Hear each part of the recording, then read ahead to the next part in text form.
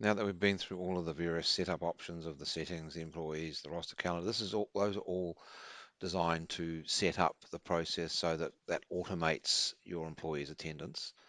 Now we're going to look at the maintenance side of the system, and this is where we would go and look at the real-time data as it's coming from the devices, so where we would maintain the data and where we would process the data through to your payroll.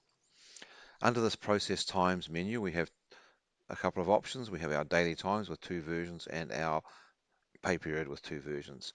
The daily times basic is our original view of what the data looks like when it comes from the devices.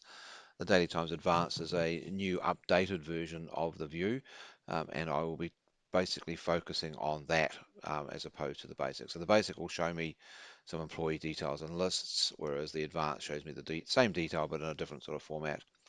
Now, one of the things that we've done with TimeHub is that we've tried to make it as visual as possible, and also so that you only need to look at the things that you need to look at. So we use a series of icons, which in the next video I will take you through all of those, and so you can see what they all mean.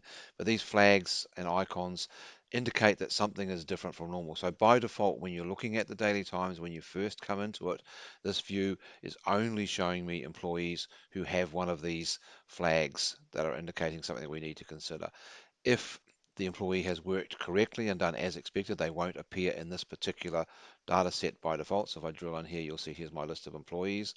And these are all employees who've done something that's not quite right or not quite as expected. If I come in here and I remove all my flags so that I'm seeing all of my data and all of my employees, you'll notice the data is a little bit different. And I can see in here some employees who've done exactly as I expected, so there are no flags against them. But it depends on what you like to look at. So some people like to see the flags and exceptions only. Some people like to see everything. But we've basically designed it so that the default for that, and we'll talk in another video in the next series of how you can set up your own default favorite view so that you can see exactly what's going on. So, but this is where the data comes in. And in the next video, I will talk about the flags, and then we'll show you what the data actually looks like when it arrives.